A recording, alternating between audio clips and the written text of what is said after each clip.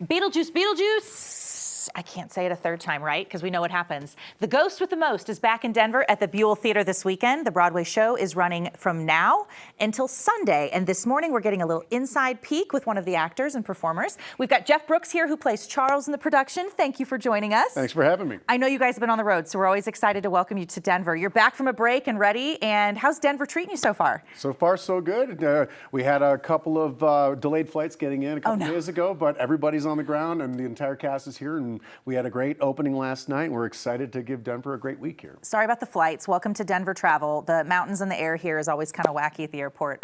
Tell us about Charles for those who aren't familiar with the story, or maybe they've only seen the movie, not the musical production. Okay, yeah. Who are you? So I play Charles Deetz in the show. He is the patriarch of the Deetz family. He is Lydia's dad. For those of you who are fans of the movie, he was the bird watcher in the film. A little bit more boring of a character. Not you though. No, not this one. No, the Broadway show it gives a little bit more of a family story. There's a little bit more heart to it, I think, than in the movie, where they focus more on the Maitlands and they focus on Lydia and Beetlejuice. You get to actually learn a little bit about Lydia's family and the state in which her family is at the beginning of this musical. And so there's a real heart to it. And there's a moment in Act 2, it's one of my favorite scenes in the show. Yeah. Tell me about your favorite part of the show. Oh, so my favorite part, one of my favorite parts in the show, there's so many favorite parts in the show. Leanna Weaver, who is our Lydia, and I get to have a little scene in Act 2 where they've been kind of emotionally separated from each other after they had a loss in a family. And anyone who's dealt with loss in their family understands that everybody has to work through it in a certain way, and that's one of the stories that we tell with Beetlejuice. And this family has been apart. They've been separated by this tragic event, and they hopefully find their way back to each other. You have to tune in and come see the show to find out. Yeah. No spoilers. I don't want to spoil anything, but there might also be a sandworm.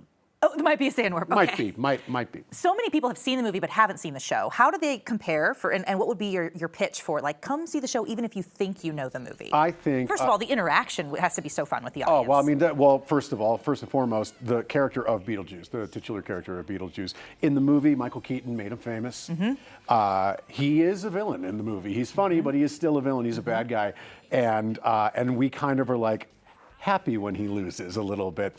In the musical, right from the jump, Beetlejuice is talking to the audience. He's explaining his plight to the audience, and he is immediately befriending the audience and saying, this is where I'm at, and this is what I want to do, and we get on board with it.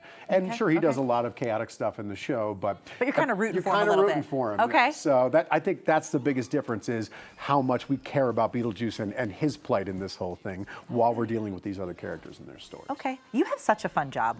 I know, right? What a cool job you have. I always ask visitors this to Colorado when you perform here, how the altitude affects you, what the audience is like here. I know you're in so many cities. How does Colorado for you? Oh, I love Colorado. This is like my third time playing the Buell now. I've come through over the last decade or so, and I love telling these stories every time I come through, and this one is no different. I'm excited to bring this to Denver audiences and seeing people at the stage door all dressed up like we were talking about this. Do they dress like the characters? Oh boy, do they!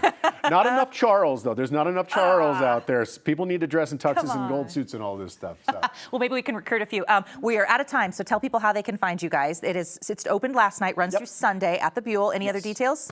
I mean, we got 7 more performances through the end of Sunday, so we'll be here all week at the Buell. So come check us out. Well, thank you for coming in, and I always tell, good luck, break a leg, whatever the good vibes are for you performers. That's what I send you. I'm not very. You're not superstitious. I'm not superstitious. Okay, good. Thanks for coming in.